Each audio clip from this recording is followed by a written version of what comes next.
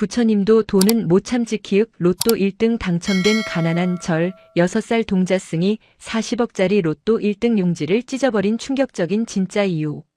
천마산 자락에 위태롭게 매달린 백운사는 이름처럼 구름 위에 떠있는 듯 했으나 실상은 땅으로 꺼지기 직전이었다. 기둥을 받치는 주춧돌은 세월의 무게를 이기지 못해 한쪽으로 기울었고 법당의 처마 끝은 이빨 빠진 노인의 인맥처럼 흉하게 헐어 있었다. 겨울이 오고 있었다. 산중의 겨울은 마을보다 한 달은 일찍 도착해 뼈마디를 시리게 만든다. 6살 배기 동자승 명랑은 법당 마루 틈새에 낀 솔잎을 작은 손가락으로 파내고 있었다. 손끝이 빨갛게 얼어 있었지만 아이는 입김을 호호 불어가며 그 일을 멈추지 않았다. 솔잎이라도 태워야 아궁이 불씨를 살릴 수 있다는 걸 본능적으로 알았기 때문이다. 명랑아, 그만두거라. 손 튼다. 회색 승복이 달아 속살이 비칠 듯한 산의 법성이 다가와 아이의 손을 감싸쥐었다.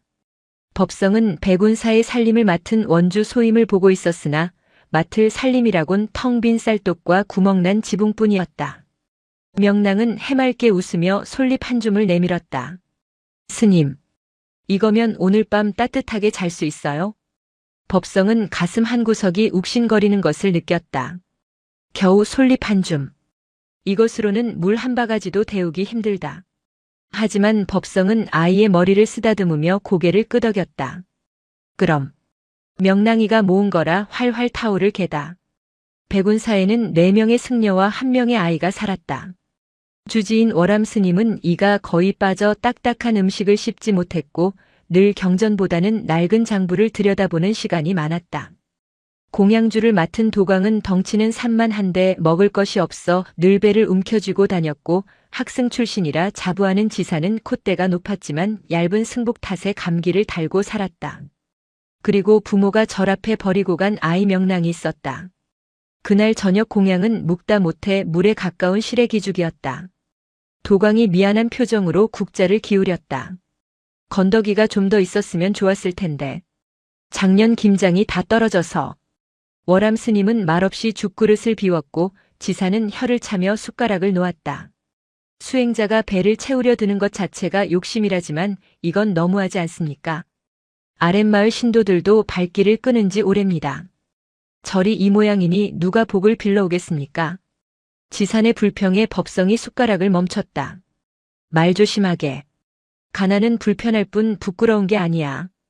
부끄럽진 않아도 처량하긴 하죠. 저기 명랑이 꼴을 보십시오. 동자승 옷이 작아서 팔목이 다 드러나 있지 않습니까? 지산의 말에 모두의 시선이 명랑에게 쏠렸다. 아이는 어른들의 대화가 무슨 뜻인지도 모른 채 그저 죽그릇 바닥을 싹싹 긁어먹고 있었다. 낡아서 소매가 짧아진 승복 밖으로 앙상한 손목이 드러나 있었다. 월암 스님은 긴 한숨을 내쉬며 눈을 감았다. 그날 밤바람은 유독 거칠었다. 문풍지가 비명을 질러대며 흔들렸다. 명랑은 잠결의 추위를 느껴 옆에서 자는 도광의 등 뒤로 파고들었다. 도광은 잠결에도 아이를 끌어안아 자신의 체온을 나눠주었다. 가난했지만 서로의 온기가 있어 견딜 수 있는 밤이었다. 적어도 그 종이 조각이 날아오기 전까지는 말이다. 다음 날 아침이었다. 밤새 산바람이 마당을 휩쓸고 지나간 자리에는 나뭇가지와 흙먼지가 가득했다. 명랑은 빗자루를 들고 마당으로 나갔다. 자기 키만 한 빗자루를 질질 끌며 마당을 쓰는 아이의 모습은 애처로우면서도 기특했다. 으라차! 먼지야 물러가라. 명랑이 힘차게 빗자루질을 하던 그때였다. 요사체 지붕 위에서 무언가 팔락거리며 떨어졌다. 단풍잎인가 싶어 다가가 보니 네모난 종이었다. 며칠 전 등산객들이 절 입구에서 쉬었다 간 적이 있는데 그때 흘리고 간 것 같았다. 바람을 타고 이 깊은 산중까지 날아온 종이. 흙과 눈이 묻어 꼬질꼬질했지만 숫자와 그림이 인쇄된 종이는 명랑의 눈에 신기한 장난감처럼 보였다. 알록달록하네. 명랑은 종이를 주워 옷에 슥슥 문질러 닦았다. 그리고는 해를 향해 비춰보았다. 부처님 그림은 아닌데. 숫자가 잔뜩 있어.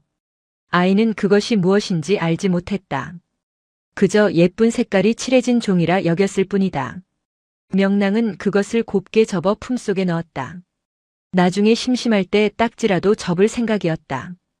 그 종이 한 장이 백운사의 운명을 그리고 스님들의 마음을 뿌리째 뒤흔들 폭풍의 눈이라는 사실은 꿈에도 모른 채 오후가 되자 산 아래 마을에서 떡 장수가 올라왔다. 1년에 한두 번 있는 드문 일이었다.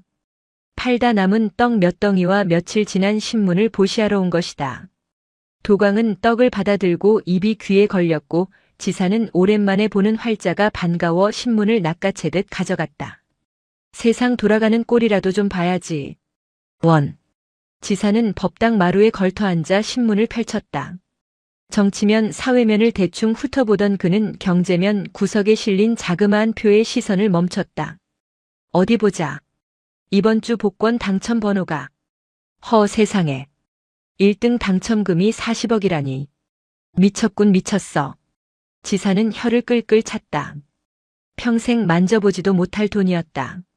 그 돈이면 무너져가는 백운사를 새로 짓고도 남을 것이고 명랑에게 비단 옷을 입혀 대학까지 보낼 수 있을 것이다.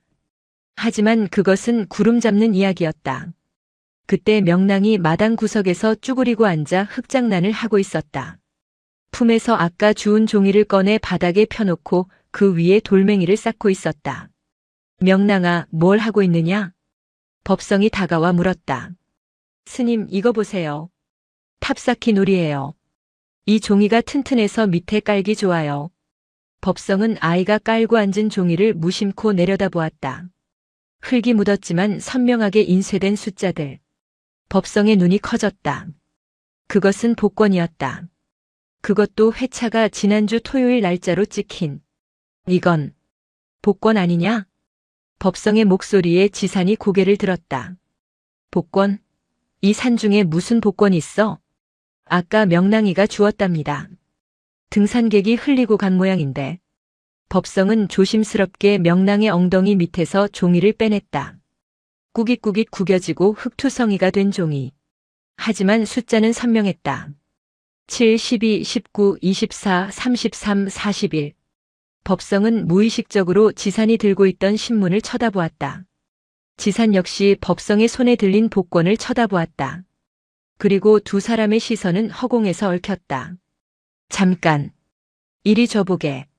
지산이 떨리는 손으로 신문을 법성에게 내밀었다. 법성은 복권을 든 왼손과 신문을 든 오른손을 나란히 했다. 심장이 쿵쾅거리기 시작했다. 마치 법당의 큰 북을 귓가에서 치는 듯한 울림이었다. 첫 번째 숫자 7. 일치했다. 두 번째 숫자 12. 일치했다. 세 번째. 네 번째. 법성의 호흡이 거칠어졌다. 옆에서 지켜보던 도광이 떡을 먹다 말고 다가왔다. 왜 그러십니까? 무슨 일이라도. 조용히 해. 지산이 날카롭게 소리쳤다. 도광은 깜짝 놀라 입에 든 떡을 삼키지도 못하고 멈췄다. 법성은 침을 꿀꺽 삼켰다. 마지막 숫자 41. 일치했다. 정적. 산새 소리도 바람 소리도 들리지 않는 완벽한 정적이 백운사를 덮쳤다. 법성의 손이 사시나무 떨듯 떨렸다. 종이 한 장의 무게가 천근만근처럼 느껴졌다. 이것은 종이가 아니었다. 이것은 백운사의 기둥이었고 명랑의 미래였으며 그들의 굶주린 배를 채워줄 황금이었다. 이게 정말입니까? 도광이 떡 씹는 것을 잊고 더듬거렸다. 법성은 대답 대신 고개를 천천히 끄덕였다. 지사는 신문을 바닥에 떨어뜨리고 허공을 응시했다. 40억. 세금 떼고도 30억 가까운 돈. 주지 스님. 주지 스님께 알려야 해. 법성이 자리에서 일어나려다 다리가 풀려 주저앉았다. 그때 명랑이 눈을 동그랗게 뜨고 물었다. 스님 왜 그러세요? 배 아프세요? 그 종이 져주시면 안 돼요? 딱지 접으려고 했는데. 아이의 천진난만한 목소리가 비수처럼 날아와 꽂혔다. 법성은 명랑을 쳐다보았다. 방금 전까지만 해도 안쓰럽고 사랑스러웠던 아이였다. 그런데 지금 법성의 눈에 명랑은 아이가 아니라 복권의 발견자로 보였다. 이 아이가 주었다. 그러니 소유권은 누구에게 있는가? 아이인가 절인가 아니면 이것을 확인한 자신인가? 찰나의 순간 법성의 머릿속에 수만 가지 번뇌가 스쳐 지나갔다. 그는 황급히 복권을 자신의 승복 소매 깊숙이 찔러 넣었다. 명랑아, 이건 부처님이 주신 귀한 부적이다. 함부로 가지고 놀면 안 돼. 법성의 목소리는 평소와 달리 쇠 긁는 소리가 났다. 명랑은 고개를 갸웃거렸지만 스님의 말씀이라 토를 달지 않았다. 네, 알겠어요. 그럼 저 떡 먹어도 돼요? 아이는 복권보다 도광의 손에 들린 떡에 더 관심이 있었다. 그 모습을 보며 법성은 안도의 한숨을 내쉬었지만 동시에 등골이 서늘해짐을 느꼈다. 자신이 방금 아이를 속였다는 사실, 그리고 그 속임수가 너무나 자연스러웠다는 사실에 대한 공포였다. 그날 밤 백운사의 법당에는 촛불이 꺼지지 않았다. 예불 시간이 훨씬 지났지만 아무도 잠자리에 들 생각을 하지 않았다. 주지 월암 스님을 중심으로 법성, 지산, 도광이 둘러앉았다. 명랑은 일찍 잠이 들어 요사체에서 새근거리는 숨소리만 들려왔다. 법당 중앙 낡은 좌탁 위에 구겨진 복권 한 장이 놓여 있었다. 그것은 마치 살아있는 생물처럼 묘한 기운을 뿜어내며 내 승려의 시선을 빨아들였다. 확실한 게냐? 월암 스님이 갈라진 목소리로 물었다. 네, 스님. 제가 3번, 지산 스님이 5번 확인했습니다. 틀림없습니다. 법성의 대답에 월암 스님은 눈을 감고 염주를 굴렸다. 딱, 딱, 딱. 염주알 부딪히는 소리가 유난히 크게 들렸다. 부처님의 가피입니다. 도광이 참지 못하고 소리쳤다. 이건 기적이에요. 우리 절 굶지 말라고 명랑이 잘 키우라고 주신 선물이라고요. 목소리 낮추게. 지산이 도광을 흘겨보며 말했다. 그의 눈빛은 평소의 지성미는 온데간데 없고 탐욕과 계산으로 번들거리고 있었다. 소문이라도 나면 큰일 나. 이 산중에 돈 냄새 맡은 하이에나들이 몰려올 걸세. 조심해야 해. 그럼 어쩝니까? 당장 내일이라도 내려가서 돈으로 바꿔야죠. 도광은 흥분을 감추지 못했다. 바꾸는 게 문제가 아니야. 법성이 무겁게 입을 열었다. 이 돈을 어떻게 쓸 것인가가 문제지. 그 한마디에 팽팽하던 공기가 더욱 차가워졌다. 어떻게 쓸 것인가. 그것은 곧 누가 주도권을 쥘 것인가 하는 문제였다. 당연히 절 살림에 보태야죠. 지붕 개량하고 불상 개금하고 진입로 포장하고. 법성은 원주로서의 계획을 읊었다. 그것은 오랫동안 그가 꿈꿔왔던 불사였다. 하지만 지산이 말을 끊었다. 원주 스님 생각은 너무 1차원적입니다. 건물을 짓는 게 능사가 아니에요. 이 돈이면 재단을 만들 수 있습니다. 장학재단을 만들어서 인재를 키우고 포교 활동을 현대화해야죠. 제가 유학 시절에 구상했던. 아니, 형님들은 무슨 꿈 같은 소리를 하고 계슈? 도광이 콧방귀를 뀌었다. 당장 쌀독이 비었는데 재단은 무슨 재단입니까? 일단 배불리 먹고 따뜻한 옷 입고 보일러부터 놔야죠. 그리고 남는 돈은 우리 노후 자금으로 좀 챙겨놔야 하는 거 아닙니까? 우리 다 늙으면 누가 돌봐줍니까? 세 사람의 의견은 팽팽하게 맞섰다. 저를 위해, 명분을 위해, 그리고 생존을 위해. 각자의 명분은 타당했으나 그 밑바닥에는 내가 이 돈을 관리하고 싶다는 욕망이 따리를 틀고 있었다. 월암 스님은 여전히 눈을 감은 채 말이 없었다. 스님들의 언성이 조금씩 높아지기 시작했다. 지산 스님, 수행자가 노후 자금 타령이라니 부끄럽지도 않습니까? 법성 스님은 너무 꽉 막혀서 탈입니다. 시대가 변했어요. 자본 없이는 불법도 전파 못합니다. 다들 그만 좀 하세요. 내가 공양간에서 얼마나 고생하는지 압니까? 나도 이제 좀 편하게 살고 싶다고요. 그때였다. 스님들, 싸우지 마세요. 문 밖에서 잠긴 목소리가 들려왔다. 모두가 화들짝 놀라 문을 바라보았다. 문틈으로 명랑이 눈을 비비며 서 있었다. 명랑아. 법성이 당황하여 복권을 손으로 가렸다. 자다가 깼니? 네. 밖에서 큰 소리가 나서요. 스님들 화나셨어요? 명랑이 법당 안으로 들어오려 하자 지산이 날카롭게 소리쳤다. 들어오지 마라. 어른들 이야기 중이다. 가서 자거라.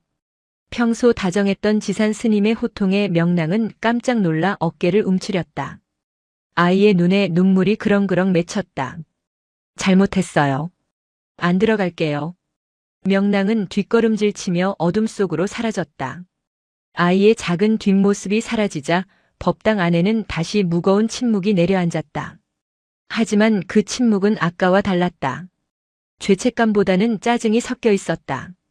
애가 눈치가 빨라서 조심해야겠습니다. 지산이 투덜거렸다. 월암 스님은 그제야 눈을 떴다. 그의 눈빛은 깊고 어두웠다. 복권은 내가 보관하마. 월암 스님의 한마디에 새 승려의 시선이 엇갈렸다. 주지 스님의 권위에 눌려 거역할 수는 없었지만 그들의 눈빛에는 불신이 서려 있었다. 노 스님이 혹시 노망이 들어 돈을 잃어버리면 어쩌지? 혼자서 딴 마음을 품는 건 아닐까? 월암 스님은 복권을 집어들어 품속 깊이 넣었다. 날이 밝는 대로 회의를 다시 하자. 다들 나가거라. 스님들이 하나둘 법당을 빠져나갔다. 그러나 아무도 자신의 방으로 돌아가지 않았다.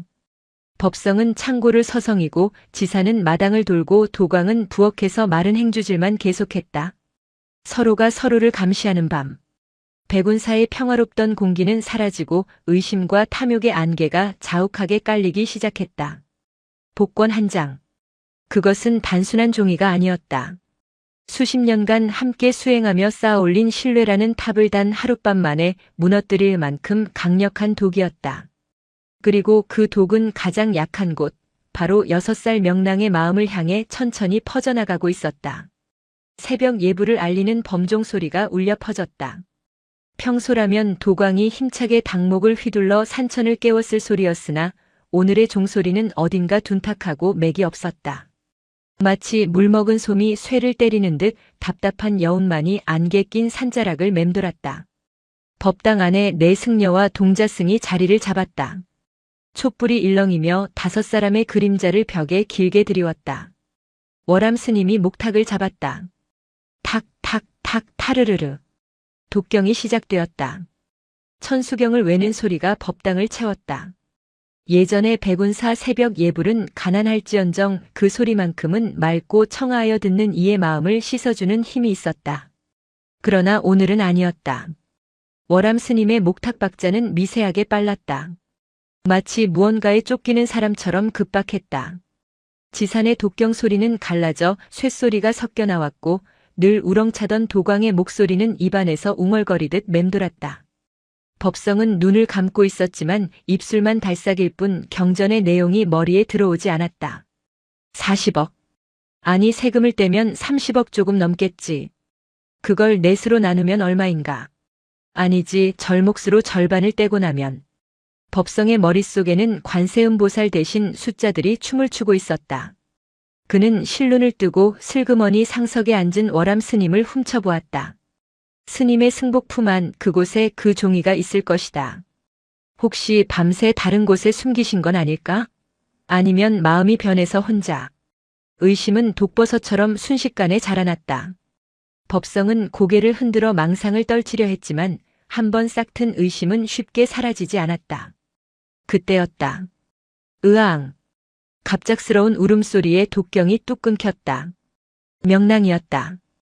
꾸벅꾸벅 졸던 명랑이 중심을 잃고 옆으로 쓰러지면서 옆에 있던 촛대를 건드린 것이다. 촛농이 명랑의 손등 위로 뚝 떨어졌다. 뜨거워. 뜨거워요. 아이가 손등을 잡고 뒹굴었다. 평소라면 누구보다 먼저 달려가 아이를 안아주었을 스님들이었다. 하지만 그 순간 4명의 승려는 동시에 움찔했을 뿐 즉각적으로 반응하지 않았다. 그들의 신경이 온통 딴 곳에 쏠려 있었기 때문이다. 조심하지 않고 뭐 하는 게냐? 지산이 버럭 소리를 질렀다. 걱정보다는 짜증이 섞인 목소리였다. 명랑은 아픔보다 스님의 호통에 놀라 울음을 삼켰다. 뒤늦게 정신을 차린 도광이 다가가 아이의 손을 살폈다. 네, 되었구나. 어디 보자. 많이 놀랐지? 도광의 손길도 예전처럼 투박하고 따뜻한 것이 아니라 의무감에 떠밀린 듯 건조했다. 월암 스님은 목탁을 내려놓고 깊은 한숨을 내쉬었다. 오늘 예불은 여기까지 하자. 마음이 콩밭에 가 있는데 부처님이 그 소리를 듣겠느냐. 월암 스님이 자리에서 일어나 밖으로 나갔다. 그의 뒷모습이 유난히 처져 보였다. 법성과 지사는 서로의 눈치를 살피며 어색하게 법당을 나섰다. 마루에 홀로 남은 명랑은 빨갛게 부어오른 손등을 호호 불며 훌쩍였다. 다들 이상해. 촛불도 무섭고 스님들도 무서워. 아침 공양 시간 식탁 위에는 냉기만 감돌았다. 콩나물 무침과 김치 그리고 맑은 된장국. 평소와 다를 것 없는 식단이었지만 아무도 젓가락을 선뜻 들지 않았다. 주지 스님. 지산이 침묵을 깼다. 어제 말씀하신 회의 언제 하실 겁니까? 날이 밝으면 하자고 하셨지 않습니까? 월암 스님은 국그릇을 든 채 묵묵부답이었다. 스님. 지산의 목소리가 높아졌다. 밥이 넘어갑니까? 그 종이 한 장 때문에 밤새 한숨도 못 잔 거 뻔히 아는데 언제까지 모른 척 하실 겁니까? 급할 것 없다. 부처님 오신 날도 아닌데 뭐가 그리 급해. 돈 아닙니까? 하루라도 빨리 은행에 가야죠. 혹시라도 잃어버리면 어쩝니까? 아니면 딴 생각이라도 하고 계신 겁니까? 지산의 직설적인 말에 법성이 끼어들었다. 이복의 지산. 말씀이 너무 지나치지 않나? 주지 스님께 딴 생각이라니. 형님도 솔직해지시죠. 밤새 뒤척이는 소리 다 들었습니다. 우리 모두 같은 생각 아닙니까? 혹시라도 주지 스님이 저걸 입 닦으시면 어쩌나 그거 걱정하는 거잖아요. 이 사람이 정말. 법성이 숟가락을 탁 내려놓았다. 쨍하는 소리가 식당을 울렸다. 명랑이 깜짝 놀라 밥을 먹다 사례가 들렸다. 캑캑. 도광이 명랑의 등을 두드려주며 소리쳤다. 애체하겠습니다. 다들 그만 좀 하슈. 밥상머리에서 이게 뭐하는 짓입니까? 그러나 이미 엎질러진 물이었다. 서로를 향한 불신이 수면 위로 드러났다. 월암 스님은 밥을 반도 비우지 못한 채 숟가락을 놓았다. 다들 제정신이 아니구나. 수행자가 탐욕에 눈이 멀면 짐승과 다를 바 없다 했다. 내 놈들 눈을 보니 딱 아기 꼴이구나. 월암 스님은 자리에서 일어나 방으로 들어가 버렸다. 쾅 하고 문 닫히는 소리가 승려들의 가슴을 때렸다. 남겨진 세 사람은 서로를 노려보다가 각자의 그릇을 들고 일어섰다. 명랑만이 반쯤 남은 밥그릇을 앞에 두고 오도 가도 못한 채 앉아 있었다. 밥알이 모래알처럼 느껴졌다. 오후가 되자 하늘이 잔뜩 찌푸리더니 기어이 비가 쏟아지기 시작했다. 늦가을의 비는 겨울을 재촉하는 차가운 채찍 같았다.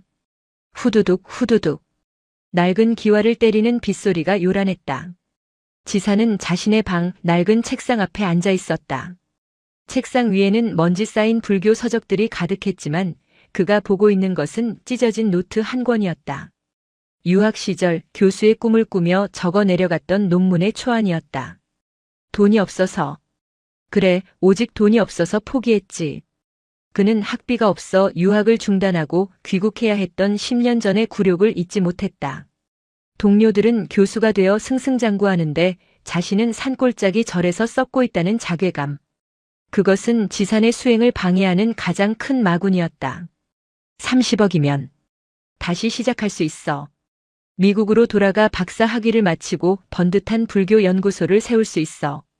내 이름을 건 책을 내고 강단에 서는 거야. 지산의 손이 부들부들 떨렸다.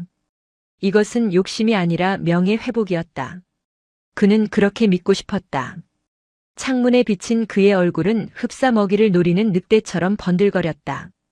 같은 시각 공양간의 도광은 쭈그리고 앉아 아궁이에 불을 지피고 있었다. 연기가 매워 눈물이 났지만 그는 멈추지 않았다. 그의 무릎은 관절염으로 퉁퉁 부어 있었다. 비가 오는 날이면 뼈마디를 톱으로 써는 듯한 고통이 찾아왔다. 병원에 가고 싶어. 서울에 있는 큰 병원에 가서 수술도 받고 물리치료도 받고 뜨끈한 찜질방에서 지지고 싶다. 도광은 산만 한 덩치에 어울리지 않게 몸이 성한 곳이 없었다. 겨울이면 동상에 걸린 손발이 터져 진물이 났다. 그에게 40억은 사치가 아니라 생존이었다. 아니야, 다 필요 없어. 그냥 따뜻한 아파트에서 전기장판 틀어놓고 귤이나 까먹으면서 TV 보고 싶다. 남들처럼. 평범하게. 도광은 아궁이 불꽃 속에서 안락한 아파트 거실을 보았다. 그것은 그가 출가하기 전 꿈꾸었던 소박한 행복이었다. 하지만 가난한 절 살림은 그에게 최소한의 안락조차 허락하지 않았다. 원주실에 있는 법성은 계산기를 두드리고 있었다. 0을 몇 번이나 눌러도 화면에 다 담기지 않는 숫자. 그는 장부를 펼쳤다. 쌀가게 외상값, 기름값, 기와 보수 견적서. 빨간 줄이 그어진 빚들이 그를 짓누르고 있었다. 주지 스님은 늙었고 살림은 내 몫이야. 내가 이 절을 지켜야 해. 법성은 스스로를 합리화했다. 절을 중창하여 웅장한 대웅전을 짓고 넓은 주차장을 만들고 신도들을 끌어모으는 상상. 그 상상 속에서 법성은 백운사의 실질적인 주인이 되어 있었다. 저 두 사람은 믿을 수 없어. 지사는 돈만 생기면 도망갈 위인이고 도광은 순에 빠져서 사기당하기 딱 좋아. 내가 관리해야 해. 오직 나만이. 각자의 방에서 피어오른 욕망의 연기는 비 내리는 백운사를 휘감았다. 서로 다른 꿈을 꾸고 있었지만 그 꿈의 재료는 단 하나, 월암 스님의 품속에 있는 종이 한 장이었다. 그때 방문이 스르르 열렸다. 명랑이었다. 스님. 법성은 소스라치게 놀라 계산기를 장부 밑으로 숨겼다. 노크도 없이 들어오면 어떡하느냐. 죄송해요. 비가 와서. 심심해서요. 명랑은 손에 쥐고 있던 크레파스와 스케치북을 내밀었다. 저랑 그림 그려요. 스님 그림 잘 그리시잖아요. 평소라면 법성은 아이를 무릎에 앉히고 부처님 얼굴을 그려주곤 했다. 하지만 지금 그의 머릿속은 복권 당첨금을 분배하는 계산으로 꽉 차 있어 그림 따위가 들어올 틈이 없었다. 나중에 하자. 스님 바쁘다. 가서 도광 스님한테 놀아달라고 해라. 도광 스님은 아프다고 누워 계세요. 지산 스님은 문을 잠그고 안 열어주시고요. 명랑의 목소리가 기어들어갔다. 그럼 혼자 놀 거라. 수행자가 고독을 즐길 줄도 알아야지. 법성은 매몰차게 고개를 돌렸다. 명랑은 입술을 삐죽이며 돌아섰다. 닫힌 문 뒤에서 아이의 한숨 소리가 들렸다. 법성은 가슴 한 구석이 찔렸지만 애써 무시하며 다시 계산기를 두드렸다. 일단 지붕부터 고치고. 아니지, 진입로 포장부터 해야 레미콘 트럭이 올라오지. 욕망은 연민조차 마비시키고 있었다. 밤이 깊어지자 빗줄기는 더욱 거세졌다. 천둥과 번개가 번갈아치며 천마산을 뒤흔들었다. 우르릉 쾅. 번쩍이는 섬광에 법당의 불상 얼굴이 기괴하게 일그러져 보였다. 비가 너무 많이 오는데. 도광이 절뚝거리는 다리를 이끌고 마루로 나왔다. 법성과 지산도 불안한 듯 밖을 내다보고 있었다. 백운사의 낡은 기와들이 비바람을 견딜 수 있을지 걱정이었다. 이러다 요사체 지붕 날아가는 거 아닙니까? 지산이 걱정스레 물었다. 작년에 보수하려다 돈이 없어 못했지. 제발 버텨줘야 하는데. 법성이 입술을 깨물었다. 바로 그때였다. 우지끈. 법당 쪽에서 무언가 부러지는 소리가 났다. 이어 둔탁한 파열음이 들렸다. 무슨 소리야? 새 승려는 빗속을 뚫고 법당으로 달렸다. 법당 문을 열자 참담한 광경이 펼쳐졌다. 천장 석갈의 한쪽이 내려앉으며 기와들이 쏟아져 내린 것이다. 빗물이 폭포수처럼 쏟아져 들어와 법당 바닥을 흥건하게 적시고 있었다. 불상, 불상을 보호해. 법성이 소리쳤다. 셋은 흠뻑 젖은 채로 대야와 양동이를 가져와 빗물을 받아내려 안간힘을 썼다. 하지만 역부족이었다. 빗물은 들이치고 바닥은 물바다가 되었다. 촛불은 꺼지고 어둠 속에서 번개만이 번쩍였다. 젠장, 젠장. 지산이 양동이를 집어 던지며 욕설을 내뱉었다. 돈만 있었어도, 그 돈만 썼어도 이런 일은 없었어. 주지 스님은 뭐 하는 거야? 절이 이 꼴이 되도록. 그의 분노는 자연재해가 아니라 월암 스님을 향해 있었다. 법성 역시 울분이 치밀어 올랐다. 40억이라는 돈을 손에 쥐고도 빚에는 법당에서 생쥐꼴이 되어야 하는 현실이 비참했다.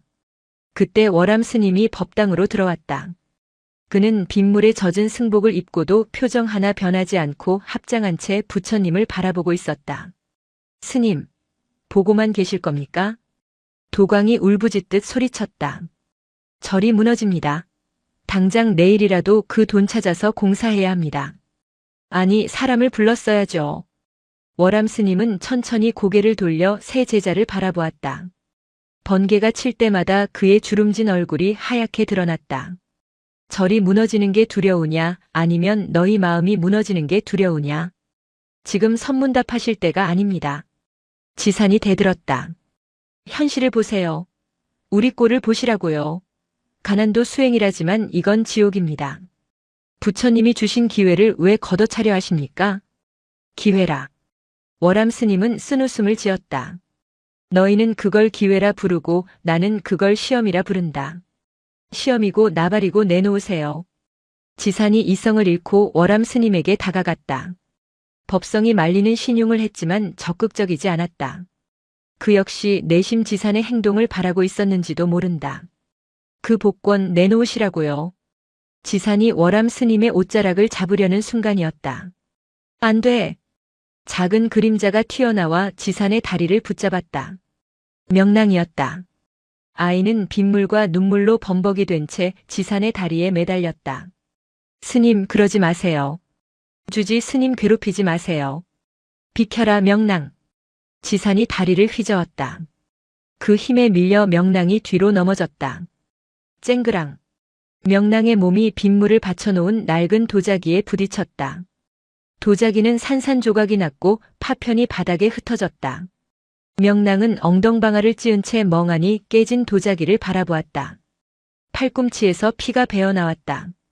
순간 정적이 흘렀다. 빗소리조차 멈춘 듯 했다. 지사는 거친 숨을 몰아쉬며 자신이 무슨 짓을 했는지 깨닫고 굳어버렸다.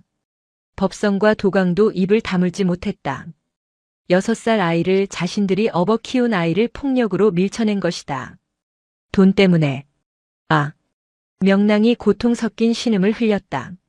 그러나 아이는 울지 않았다. 그저 공포에 질린 눈으로 낯선 괴물들로 변해버린 스님들을 올려다볼 뿐이었다.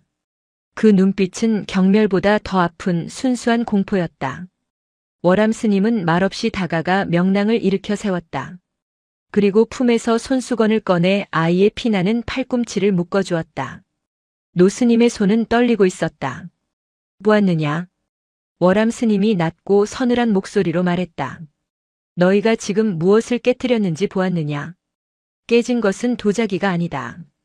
스님은 품속에서 젖은 종이 한 장을 꺼냈다. 복권이었다. 빗물에 젖어 흐물흐물해진 그 종이를 본 새 승려의 눈이 다시 한번 흔들렸다. 죄책감과 탐욕이 뒤섞인 추악한 눈빛들이었다. 이 종이가 너희를 귀신으로 만들었구나. 월암 스님은 명랑을 안고 법당을 나갔다. 빗속으로 사라지는 두 사람의 뒷모습을 보며 지사는 자리에 주저앉았다. 바닥에 흩어진 도자기 파편들이 마치 자신들의 깨져버린 양심처럼 날카롭게 빛나고 있었다. 빗물은 계속해서 법당 안으로 들이닥쳤고 그들은 차가운 진흙탕 속에 방치된 채 움직일 줄 몰랐다. 백운사의 밤은 그렇게 돌이킬 수 없는 강을 건너고 있었다.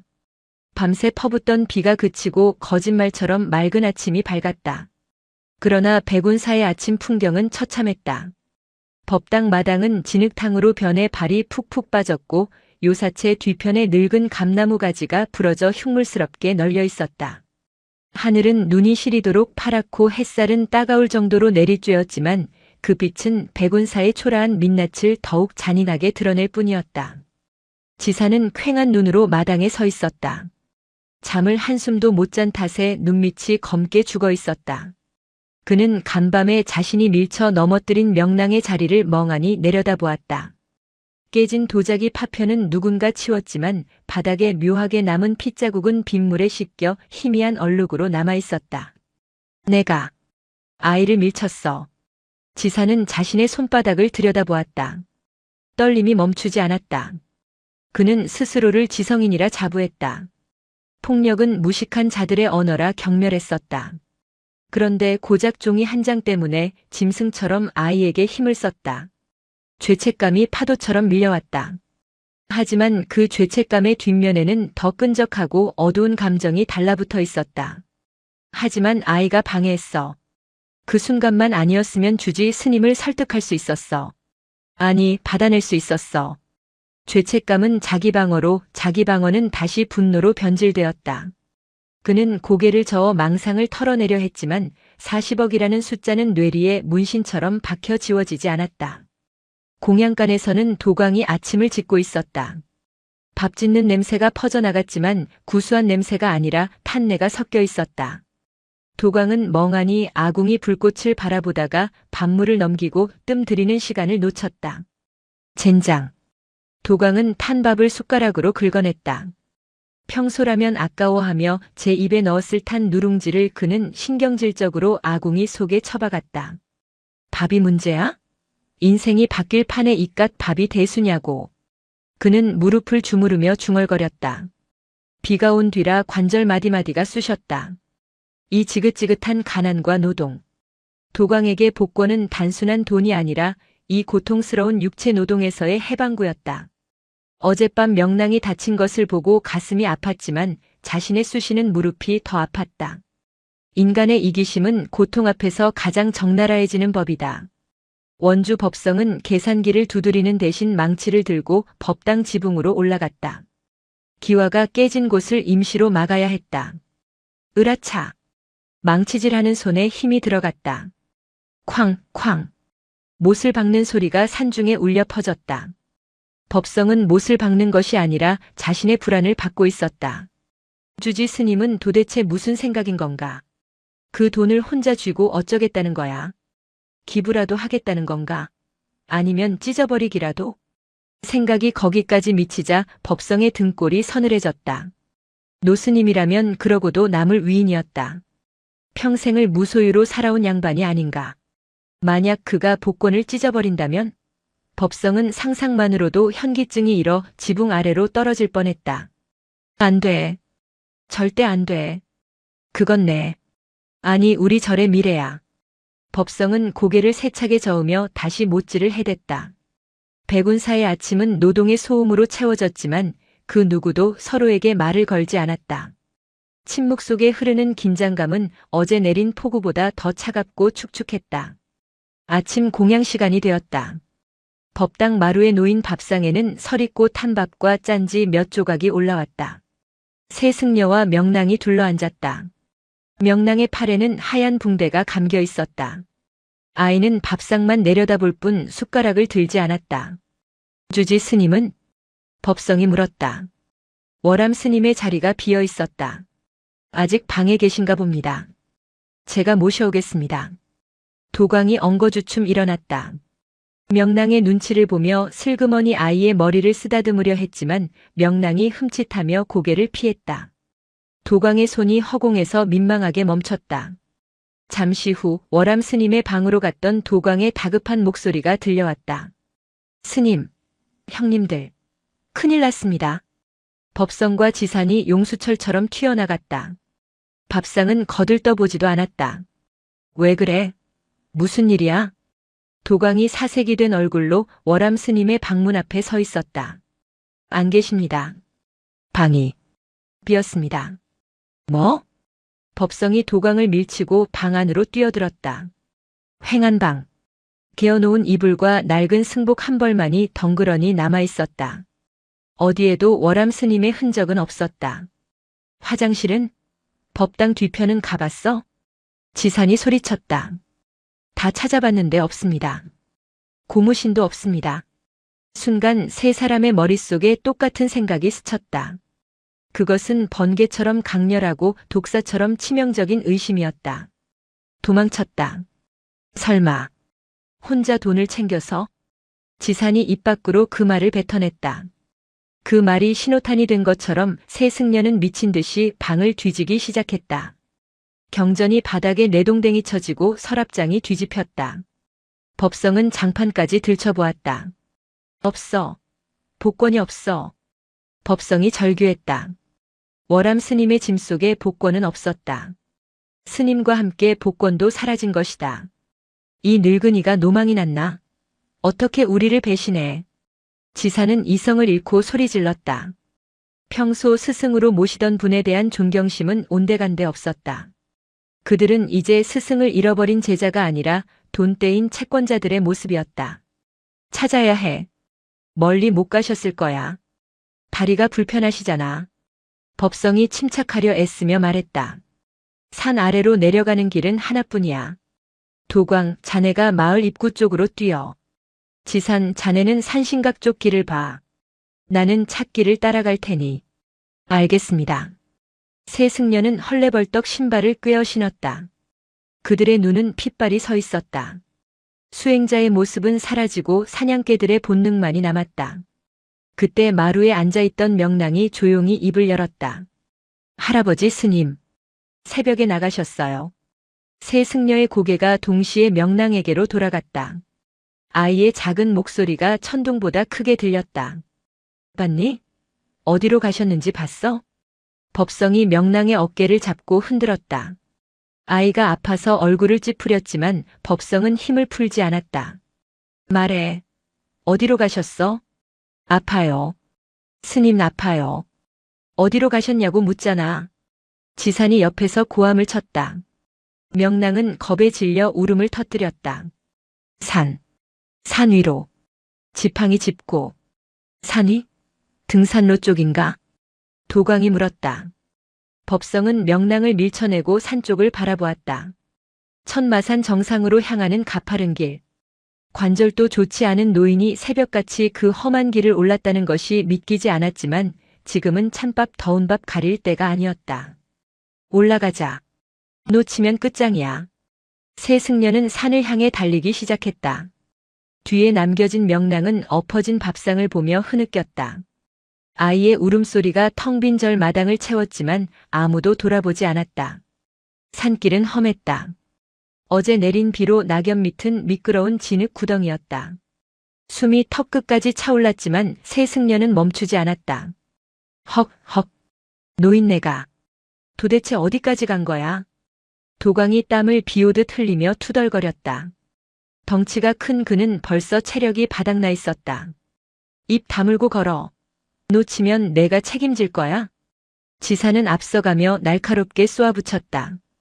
그의 승복은 나뭇가지에 긁혀 찢어졌고 값비싼 안경은 땀과 김으로 얼룩져 앞이 잘 보이지 않았지만 그는 맹수처럼 산을 탔다. 법성은 가장 뒤에서 묵묵히 걸었다. 그의 머릿속은 복잡했다. 월암 스님이 정말 돈을 욕심내어 도망친 것일까?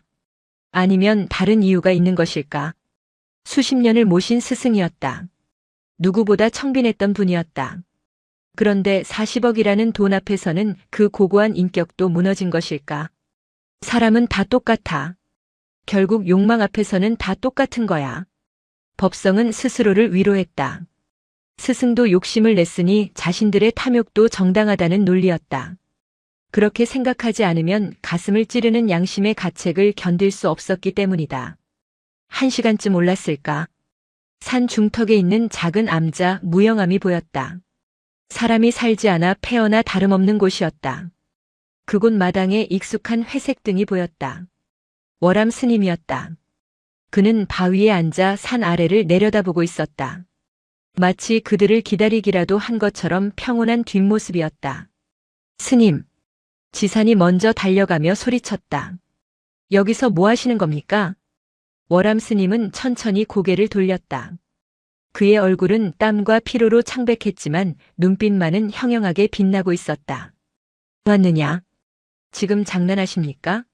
말도 없이 사라지시면 어떡합니까? 우리가 얼마나 걱정했는지 아십니까? 도광이 헐떡거리며 따졌다. 걱정이라는 단어가 어색하게 들렸다. 걱정이라. 내 아니가 걱정되더냐 아니면 내 품속에 있는 종이가 걱정되더냐. 월암 스님의 정곡을 찌르는 말에 새 승려는 순간 말문이 막혔다. 법성이 앞으로 나섰다. 스님, 돌아가시죠. 날도 추운데 여기서 이러시면 병나십니다. 그리고 그것도 주시고요. 법성은 손을 내밀었다. 공손한 척했지만 그 손끝은 떨리고 있었다. 주십시오. 제가 잘 관리하겠습니다. 스님은 이제 은퇴하시고 편안하게 노후 보내셔야죠. 노후라. 월암 스님은 품속으로 손을 넣었다. 새 승려의 눈이 그 손동작 하나하나를 쫓았다. 침을 꼴깍 삼키는 소리가 들릴 정도였다. 스님의 손이 밖으로 나왔다. 꼬깃꼬깃해진 복권 한 장이 들려 있었다. 이건 말이냐? 네, 그거요. 얼른 이리 주세요. 지산이 손을 뻗어 낚아채려 했다. 하지만 월암 스님은 재빠르게 손을 뒤로 뺐다. 아직은 안 된다. 왜 안 됩니까? 당첨금 수령 기간도 있고 빨리 처리해야 이자라도 한 푼 더 받을 거 아닙니까? 도광이 발을 동동 구르며 소리쳤다. 너희는 이 종이의 주인이 누군지 잊었느냐? 월암 스님의 질문에 법성이 대답했다. 당연히 저희 백운사죠. 명랑이가 주었지만 미성년자니 보호자인 저희가 관리하는 게 맞습니다. 명랑이. 월암 스님은 씁쓸하게 웃었다. 그래, 명랑이가 주었지. 그런데 너희는 그 아이를 어떻게 대했느냐? 어제 그 아이가 흘린 피를 보고도 돈 생각이 먼저 나더냐? 그건 실수였습니다. 아이도 이해할 겁니다. 나중에 맛있는 거 사주고 좋은 옷 입히면 다 잊어버릴 일입니다. 지산의 변명은 구차했다.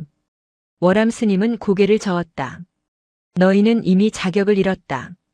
이 종이는 너희에게 독약일 뿐이다. 무슨 말씀을 하시는 겁니까? 독약이라니요. 그게 우리를 살릴 해독제입니다. 법성의 목소리가 커졌다. 더 이상 참을 수 없었다. 그는 스승에 대한 예의를 집어던지고 본색을 드러냈다. 스님, 좋게 말씀드릴 때 주십시오. 저희 셋 다 지금 제정신이 아닙니다. 무슨 짓을 할지 모릅니다. 협박이었다. 제자가 스승에게 보내는 최후의 통첩. 월암 스님의 눈에 깊은 슬픔이 차올랐다. 무영함의 바람은 차가웠다. 팽팽한 대치 상황. 세 젊은 승려가 늙은 스승을 포위하고 있었다. 그들의 그림자가 월암 스님을 덮쳤다. 뺏어서라도 가져가겠습니다. 지산이 안경을 고쳤으며 싸늘하게 말했다. 그는 제일 먼저 움직였다. 월암 스님을 향해 달려들었다. 이놈! 월암 스님이 호통을 쳤지만 지산은 멈추지 않았다. 그는 스님의 팔을 낚아채고 복권을 쥔 손을 억지로 펴려 했다. 나라! 이 무슨 폐륜이냐? 폐륜이라도 상관없어. 내 인생이 걸린 거야. 지산과 월암 스님이 뒤엉켰다. 도광과 법성도 머뭇거리다 가세했다. 죄송합니다, 스님. 저희도 살아야겠습니다. 도광이 스님의 허리를 잡았고 법성은 반대쪽 팔을 잡았다. 늙은 스님의 몸은 낙엽처럼 힘없이 흔들렸다.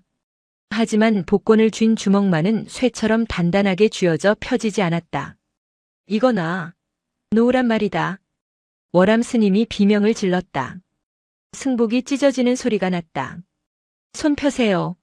손 펴시라고요. 지산이 스님의 손가락을 하나하나 꺾을 기세로 덤벼들었다. 고통에 일그러진 스님의 얼굴. 그러나 제자들의 눈에는 그 고통이 보이지 않았다. 오직 꽉 쥐어진 주먹 안에 든 40억만이 보였다. 아! 월암 스님이 고통스러운 신음을 내뱉으며 중심을 잃고 쓰러졌다. 그 바람에 세 승려도 함께 엉겨붙어 바닥을 뒹굴었다. 흙먼지가 일었다. 잡았다. 지산이 소리쳤다. 그가 월암 스님의 손목을 꺾어 기어이 손을 펴게 만들었다. 구겨진 복권이 바닥으로 떨어졌다. 세 승려의 시선이 바닥에 떨어진 복권에 고정되었다. 마치 세상의 중심이 그곳으로 이동한 것 같았다. 지산이 손을 뻗었다. 법성도 도광도 동시에 손을 뻗었다. 서로의 손이 엉켰다. 비켜. 내가 먼저 집었어. 웃기지 마. 내 손이 먼저 닿았어. 스승을 공격하던 그들은 이제 서로를 향해 이빨을 드러냈다. 복권을 가운데 두고 세 승려가 개처럼 뒤엉켜 싸우기 시작했다. 옷이 찢어지고 살이 긁혔다. 욕설이 난무했다. 월암 스님은 바닥에 쓰러진 채 그 광경을 지켜보았다. 숨이 턱까지 차올라 거친 숨을 몰아쉬며 눈물을 흘렸다. 아! 백운사가 망했구나. 도망가야 할 마군이 밖이 아니라 우리 안에 있었구나. 그때였다. 산바람이 훅 하고 불어왔다. 싸움에 정신이 팔려 서로를 밀치는 사이 바닥에 있던 복권이 바람을 타고 붕 떠올랐다. 도광이 비명을 질렀다. 복권은 나비처럼 팔랑거리며 절벽 쪽으로 날아갔다. 무영함 바로 아래는 까마득한 낭떠러지였다. 안 돼. 세 승려가 동시에 절벽 쪽으로 몸을 날렸다.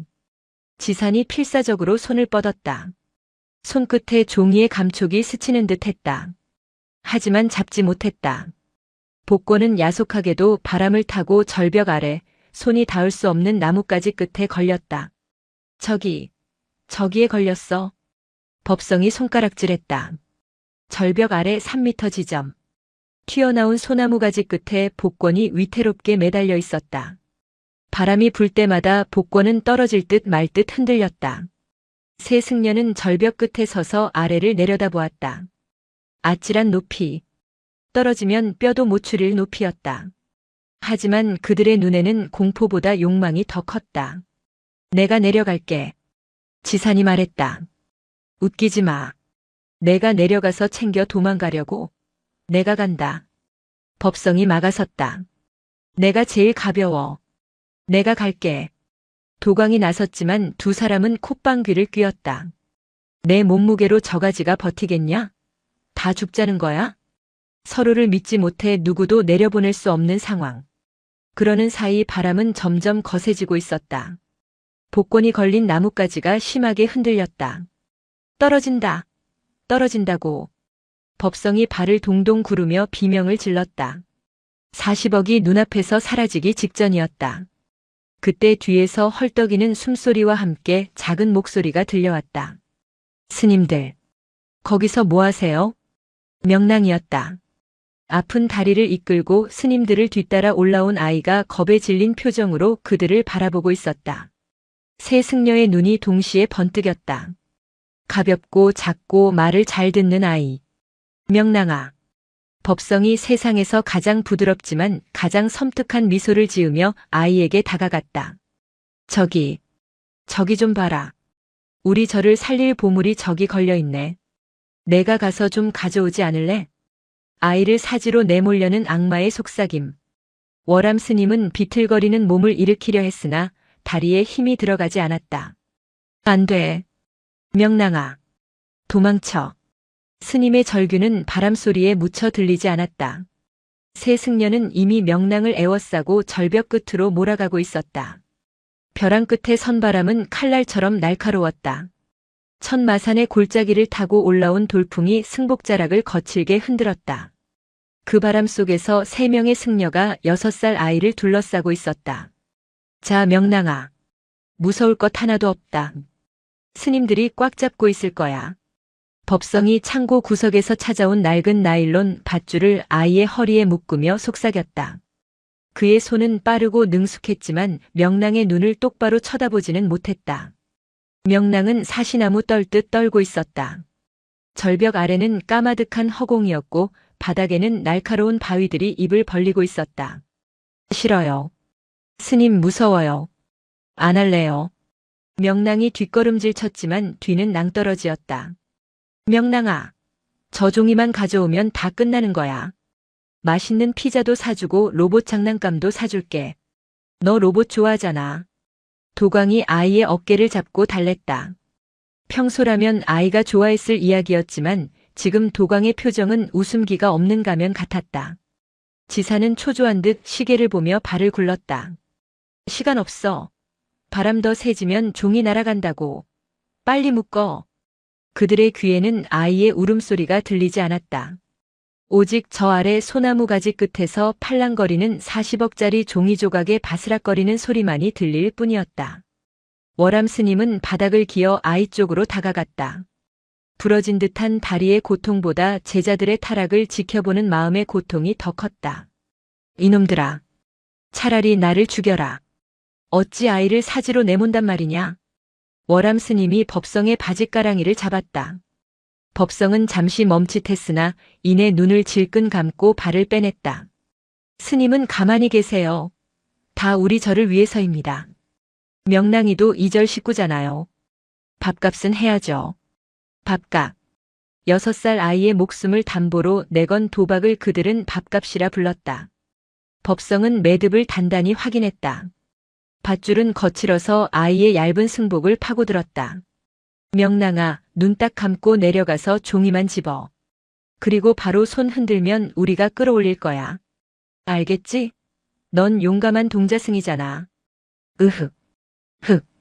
명랑은 공포에 질려 말도 나오지 않았다. 하지만 스님들의 눈빛이 너무나 무서웠다. 평소에 인자한 눈빛이 아니었다. 거절하면 자신을 절벽 밑으로 밀어버릴지도 모른다는 본능적인 공포가 아이를 지배했다. 준비됐어. 내린다. 지산이 밧줄의 끝을 잡고 나무 기둥에 한 번 감았다. 법성과 도광이 그 뒤를 바쳤다. 내려가. 지산의 호통에 명랑은 떠밀리듯 허공으로 발을 내디뎠다. 엄마. 아이가 비명을 지르며 허공에 매달렸다. 팽팽해진 밧줄이 바위에 쓸려 끼익 소리를 냈다. 새 승려는 입술을 깨물며 밧줄을 조금씩 풀었다. 아이의 작은 몸이 절벽 아래로 탐욕의 심연 속으로 천천히 내려갔다. 명랑은 눈을 뜰 수 없었다. 몸이 허공에서 빙글빙글 돌았다. 차가운 바람이 뺨을 때렸고 발밑에서는 천길 낭떠러지가 자신을 끌어당기는 것 같았다. 눈 떠. 오른쪽이야. 오른쪽. 위에서 지산의 고함 소리가 들려왔다. 명랑은 간신히 실눈을 떴다. 바로 눈앞에 절벽 틈바구니에 뿌리를 내린 늙은 소나무 한 그루가 위태롭게 솟아있었다. 그리고 그 가지 끝에 젖은 종이 한 장이 잎사귀처럼 붙어 있었다. 복권이었다. 조금만 더. 조금만 더. 명랑은 덜덜 떨리는 손을 뻗었다. 손끝에 소나무의 거친 껍질이 닿았다. 거기서 멈춰. 밧줄 고정해. 위에서 법성의 다급한 목소리가 들렸다. 밧줄이 멈췄다. 명랑은 허공에 대롱대롱 매달린 채 소나무 가지를 향해 몸을 뻗었다. 지지직. 명랑의 발이 바위 틈을 헛디뎌 돌멩이들이 우수수 떨어졌다. 조심해. 종이 찢어지면 안 돼. 도광이 소리쳤다. 아이의 안위 따위는 안중에도 없었다. 오직 종이가 찢어질까봐 그것만이 걱정이었다. 명랑은 입술을 꽉 깨물었다. 너무 무서워서 오줌이 나올 것 같았지만 이걸 가져가야 스님들이 예전처럼 웃어줄 것 같았다. 이거만 가져가면 다시 떡도 먹고 그림도 그릴 수 있겠지? 명랑은 용기를 내어 손을 최대한 뻗었다. 손가락 끝이 종이에 닿았다. 차갑고 축축한 종이의 감촉. 그 순간 돌풍이 불었다. 휘잉. 바람이 명랑의 몸을 강타했다. 소나무 가지가 심하게 휘청거렸다. 복권이 가지에서 떨어져 나갈 듯 팔락거렸다. 안 돼. 잡아. 빨리 잡아. 위에서 세 승려가 동시에 비명을 질렀다. 명랑은 본능적으로 몸을 던졌다. 허공으로 몸을 날려 두 손으로 가지를 움켜쥐었다. 우지끈. 말라 죽어가던 소나무 가지가 아이의 무게를 이기지 못하고 부러지는 소리를 냈다. 으악. 명랑의 몸이 툭 떨어지며 밧줄에 쇳덩이처럼 걸렸다. 밧줄이 팽팽하게 당겨지며 명랑의 허리를 조였다. 잡았어? 잡았냐고. 지산이 벼락같이 물었다. 명랑은 고통 속에서 주먹을 쥐어 보였다. 작은 손 안에 구겨진 종이가 쥐어져 있었다. 잡았어요. 잡았어요, 스님. 명랑의 목소리는 기어들어갔다. 허리의 통증과 공포 때문에 숨쉬기도 힘들었다. 하지만 위에서는 환호성이 터져나왔다. 됐다. 됐어. 끌어올려. 빨리. 세 승려는 미친 듯이 밧줄을 당겼다. 영차 영차. 그들의 동작은 그 어느 때보다 빨랐다. 아이를 구조하는 손길이 아니었다. 금덩어리를 건져 올리는 손길이었다. 명랑의 몸이 바위벽에 부딪히고 긁혔지만 그들은 속도를 늦추지 않았다. 아이의 무릎에서 피가 배어나와 바지에 스며들었지만 그들의 눈에는 오직 아이의 꽉 쥔 주먹만이 보였다. 명랑의 몸이 절벽 위로 올라왔다. 아이는 바닥에 널브러졌다. 얼굴은 흙투성이고 무릎과 팔꿈치는 까져서 피가 흐르고 있었다. 숨을 몰아쉬며 가슴을 들썩이는 아이는 마치 무트로 올라온 물고기처럼 파닥거렸다.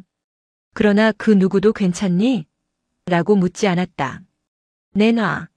이리 내. 지산이 제일 먼저 달려들어 명랑의 손을 억지로 폈다.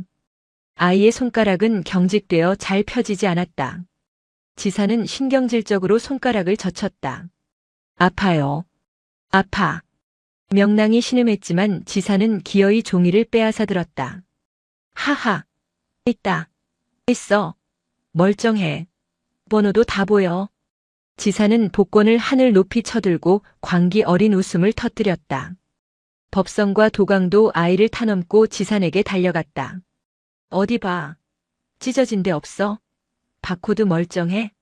멀쩡하다마다. 완벽해. 이제 우린 살았어. 40억이야. 40억. 세 승려는 서로 얼싸안고 방방 뛰었다.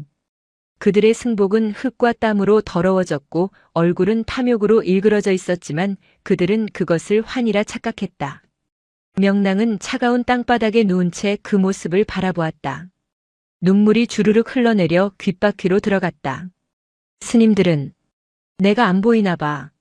아이는 깨달았다. 자신이 목숨을 걸고 가져온 것은 행복이 아니었다.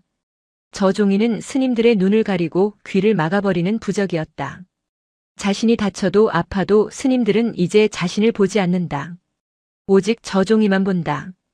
그때 따뜻하고 거친 손길이 명랑의 머리를 감쌌다. 월암 스님이었다. 스님은 불편한 몸을 이끌고 명랑에게 기어와 아이를 품에 안았다. 미안하다. 미안하다 명랑아.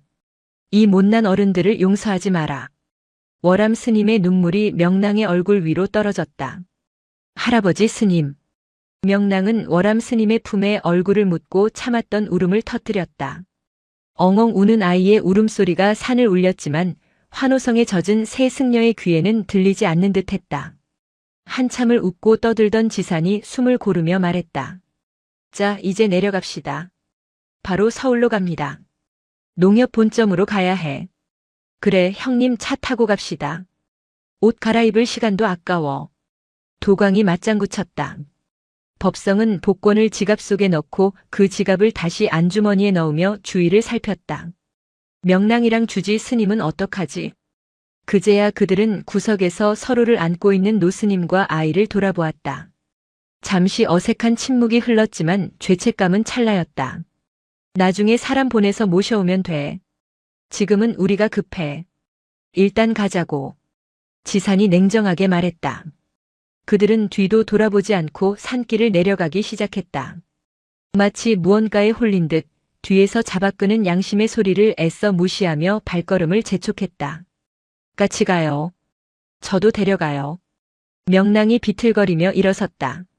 월암 스님이 말리려 했지만 명랑은 스님의 손을 놓고 쩔뚝거리며 스님들의 뒤를 쫓았다. 명랑아, 가지 마라. 저들은 지금 제정신이 아니야. 월암 스님이 소리쳤지만 명랑은 듣지 않았다. 아이는 무언가 결심한 듯한 눈빛이었다. 두려움은 사라지고 대신 설명할 수 없는 단호함이 아이의 작은 얼굴에 서려 있었다. 명랑은 알고 있었다. 저 종이가 있는 한 스님들은 다시는 예전에 다정한 스님들로 돌아오지 않을 것이라는 걸. 자신이 가져온 재앙이니 자신이 끝내야 한다는 것을 6살 아이는 본능적으로 느끼고 있었다. 아이는 아픈 다리를 끌며 헐떡거리는 숨으로 탐욕에 눈먼 어른들의 뒤를 필사적으로 쫓아내려갔다. 백운사로 돌아가는 길, 그 길은 깨달음으로 가는 길이 아니라 지옥으로 가는 길처럼 험하고 어두웠다. 백운사 마당에 도착한 세 승려의 눈은 이미 이성이 마비되어 있었다. 그들은 옷을 갈아입을 생각도 하지 않았다. 흙투성이가 된 승복 그대로 법성의 낡은 트럭 봉고에 올라타려 했다. 시동을 거는 법성의 손이 심하게 떨렸다. 형님 키 줘요. 손 떨려서 운전이나 제대로 하겠소? 지산이 운전석 문을 잡고 늘어졌다. 비켜. 내가 원주야. 이 절의 재산 관리자는 나라고. 내가 운전해. 재산 관리 좋아하시네. 서울 가면 바로 튀려고 그러지. 내가 모를 줄 알아? 도광이 뒷좌석에서 팔을 뻗어 지산의 멱살을 잡았다. 둘 다 비켜요. 힘센 내가 운전대 잡을 거니까. 그리고 복권, 그거 지산 형님 주머니에 있는 거 이리 내놔요. 공평하게 대시보드 위에 올려놓고 갑시다. 좁은 트럭 안은 순식간에 아수라장이 되었다. 서로를 믿지 못해 운전대조차 맡길 수 없는 상황. 욕설이 오가고 주먹다짐이 오갔다. 그들은 부처님의 제자가 아니라 고깃덩어리 하나를 두고 으르렁거리는 굶주린 들개 떼였다. 그만들 하세요. 차 문이 벌컥 열렸다. 명랑이었다. 절뚝거리는 다리로 기어이 산을 내려온 아이가 숨을 헐떡이며 서 있었다. 아이의 승복은 찢어졌고 무릎에 붕대는 피와 흙으로 검게 변해 있었다. 명랑아, 비켜라. 지금 바쁘다. 법성이 아이를 밀쳐내려 했다. 하지만 명랑은 요지부동이었다. 아이는 운전석을 가로막고 섰다. 그리고 떨리는 손을 내밀었다. 주세요. 뭐? 그 종이 져주세요. 지산이 코웃음을 쳤다. 이 녀석이 돌았나? 이게 어떤 건지 알고 달래? 이건 이제 내 장난감이 아니야. 저리 가서 잠이나 자. 제 거잖아요. 명랑의 눈빛이 달라져 있었다. 겁에 질려 울던 아이의 눈이 아니었다. 그 눈동자는 마치 법당의 불상처럼 고요하고 깊었다. 제가 주었어요. 그리고 제가 목숨 걸고 가져왔어요. 그러니까 제 거예요. 새 승려는 할 말을 잃었다. 틀린 말이 아니었다. 소유권을 주장하려면 가장 큰 공을 세운 명랑에게 우선권이 있었다. 그래, 내 말이 맞다. 법성이 누나를 굴리며 억지 미소를 지었다. 아이를 달래서 차에 태우거나 일단 종이를 확인시켜주고 뺏을 심산이었다. 잠깐 보여줄게. 자, 여기 있다. 형들이 잘 보관하고 있어. 법성은 지산의 주머니에서 억지로 복권을 꺼내 아이 눈앞에 흔들어 보였다. 보이지? 안전해. 그러니까 이제 비. 그 순간이었다. 탁. 명랑의 작은 손이 번개처럼 복권을 낚아챘다. 어른 셋이 방심한 틈을 타허를 찌른 것이다. 야. 세 승려가 동시에 비명을 지르며 아이에게 달려들었다. 하지만 명랑은 뒤로 물러나지 않았다. 오히려 그들을 똑바로 응시하며 양손에 쥔 복권에 힘을 주었다. 오지 마세요. 너 뭐 하려는 거야? 당장 이리 내놔. 지산의 얼굴이 사색이 되었다. 명랑의 손끝에 힘이 들어가는 것이 보였기 때문이다. 스님들, 그거 아세요? 명랑의 목소리가 가늘게 떨렸다. 이 종이가 오고 나서 법성 스님은 저한테 그림을 안 그려줘요. 도광 스님은 맛있는 누룽지를 태워버렸고요. 지산 스님은 저를 밀쳤어요. 그건 우리가 미안해. 다 보상해 줄게. 그러니까 그거 줘. 도광이 울먹이며 애원했다. 보상이요? 전 그런 거 필요 없어요. 명랑의 눈에서 닭똥 같은 눈물이 뚝뚝 떨어졌다. 전 그냥 예전의 스님들이 필요해요. 가난해도 웃어주던 스님들, 밤에 추우면 꼭 안아주던 스님들이 좋아요. 이 종이 때문에 괴물이 된 스님들은 싫어요. 안 돼. 찢지 마. 제발. 법성이 절규하며 손을 뻗었다. 찌익. 날카로운 파열음이 백운사의 정적을 갈랐다. 40억 원의 가치가 담긴 종이가 명랑의 고사리 같은 손에 의해 반으로 갈라졌다. 으악! 세 승려의 입에서 단말마 같은 비명이 터져나왔다. 마치 자신들의 살점이 찢겨나가는 고통이었다. 하지만 명랑은 멈추지 않았다. 반으로 찢긴 종이를 겹쳐 다시 한번 찢었다. 찍, 칙. 안 돼. 내 돈. 내 인생. 지산이 바닥에 주저앉아 땅을 쳤다. 도광은 머리를 감싸쥐고 짐승처럼 울부짖었다. 법성은 넋이 나간 표정으로 입만 뻐끔거렸다. 명랑은 잘게 찢어진 종이 조각들을 허공으로 던졌다. 가버려. 나쁜 종이야. 우리 스님들 돌려주고 멀리 가버려. 때마침 불어온 산바람이 종이 조각들을 휘감았다. 하얀 눈송이처럼 혹은 벚꽃잎처럼 40억 원의 조각들이 백운사의 허공으로 흩어졌다. 숫자가 적힌 조각, 바코드가 적힌 조각들이 춤을 추며 절벽 아래로 숲속으로 사라져갔다. 완벽한 파괴. 그 어떤 접착제로도 다시 붙일 수 없는 완전한 이별이었다. 마당에는 숨막히는 침묵만이 남았다. 오직 바람 소리와 주저앉은 세 남자의 거친 숨소리, 그리고 아이의 훌쩍이는 소리만이 들려왔다. 한참의 시간이 흘렀다. 해가 뉘엿뉘엿 넘어가며 붉은 노을이 백운사를 비췄다. 흩어진 종이 조각들은 이미 어디론가 사라지고 없었다. 지산이 비틀거리며 일어났다. 그의 눈에 살기가 돌았다. 그는 바닥에 떨어진 몽둥이를 집어들었다.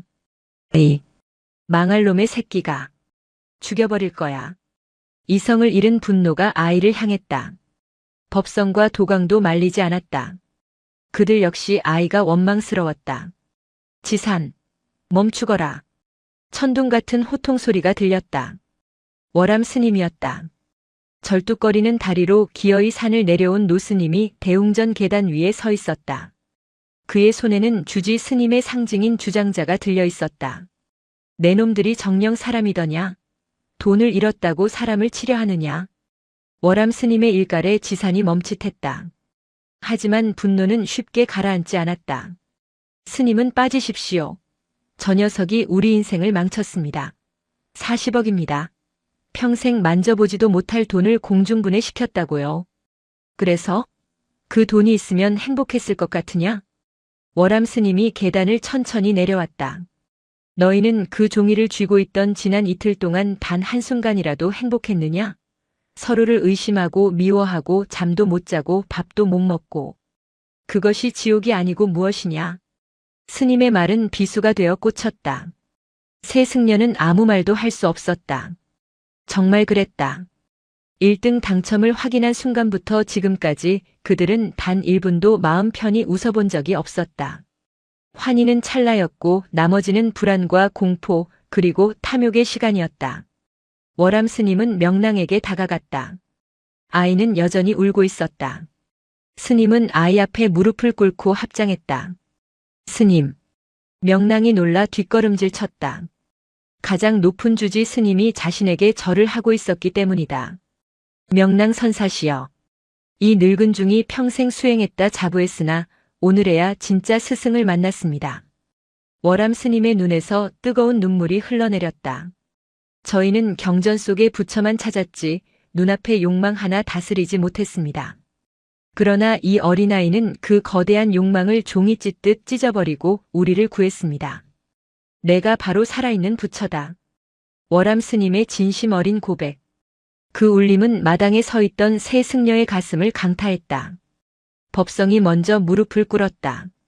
40억을 잃었다는 상실감보다 자신이 6살 아이를 죽음으로 내몰았다는 죄책감이 뒤늦게 쓰나미처럼 밀려왔다. 아, 제가 미쳤었습니다. 명랑아 미안하다. 정말 미안하다. 법성이 땅을 치며 통곡했다. 도강도 주저앉아 펑펑 울기 시작했다. 지사는 들고 있던 몽둥이를 힘없이 떨어뜨렸다.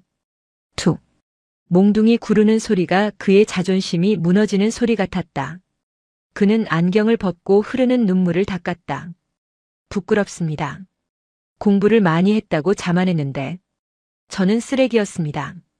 새 승려는 명랑을 향해 그리고 월암 스님을 향해 엎드려 절을 했다. 백운사 마당은 통곡의 바다였다. 하지만 그 눈물은 슬픔의 눈물이 아니라 영혼에 낀 기름때를 씻어내는 참회의 눈물이었다. 계절이 바뀌고 다시 봄이 왔다. 백운사는 여전히 가난했다. 지붕은 여전히 샜고 공양간의 쌀독은 자주 바닥을 보였다. 하지만 절의 풍경은 완전히 달라져 있었다. 지사는 더 이상 불평하지 않고 틈나는 대로 아이들을 위한 무료 한글 교실을 열었다. 도강은 텃밭을 일궈 직접 채소를 길렀고 법성은 알뜰하게 살림을 꾸려 마을 독거노인들에게 반찬을 배달했다. 그리고 명랑은 이제 누구보다 사랑받는 백운사의 보물이 되어 있었다. 어느 따스한 봄날 말끔한 정장 차림의 중년 신사가 백운사를 찾았다. 그는 등산객으로 위장해 절을 둘러보다가 마당을 쓸고 있는 명랑에게 다가갔다. 꼬마 스님, 혹시 지난 겨울에 여기서 복권 한 장 줍지 않았나요? 명랑은 빗자루질을 멈추고 남자를 쳐다보았다. 복권이요? 아, 그 예쁜 색깔 종이요? 그래요.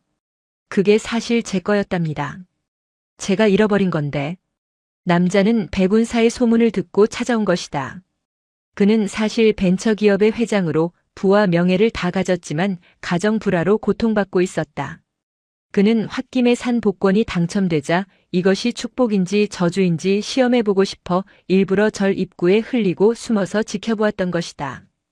그는 승려들이 싸우는 모습을 보며 역시 인간은 다 똑같아라고 비웃으려 했다. 하지만 아이가 그것을 찢어버리고 승려들이 참회하는 모습까지는 보지 못했다가 나중에야 소문으로 전해 들은 것이었다. 죄송해요, 아저씨. 명랑이 해맑게 웃으며 말했다. 제가 다 찢어서 날려버렸어요. 바람 타고 멀리 갔어요.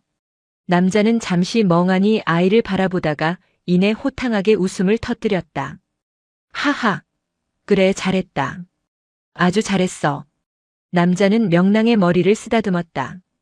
그 종이는 원래 주인인 나에게도 저주였단다. 내가 나까지 구했구나. 남자는 지갑에서 명함 한 장을 꺼내주려다 멈칫하더니 도로 집어넣었다. 대신 주머니에 있던 사탕 하나를 꺼내 명랑의 손에 쥐어주었다. 돈보다 이게 더 달콤할 거다. 남자는 법당을 향해 정중히 합장하고는 미련 없이 산을 내려갔다. 남자가 떠난 자리 명랑은 사탕 껍질을 까서 입에 넣었다. 달콤한 딸기 맛이 입안 가득 퍼졌다. 스님, 이 아저씨가 사탕 줬어요. 같이 먹어요. 명랑이 요사체를 향해 달렸다.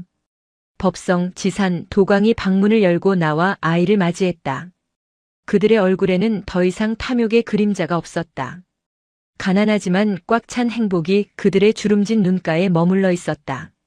백운사의 처마 끝 풍경이 봄바람에 맑은 소리를 냈다. 댕그랑 댕그랑. 그 소리는 마치 이렇게 말하는 것 같았다. 비운이 채워지고 시즌이 열렸구나. 영상이 마음에 드셨다면 구독과 좋아요, 댓글 부탁드립니다. 부탁드립니다. 부탁드립니다. 부탁드립니다. 부탁드립니다.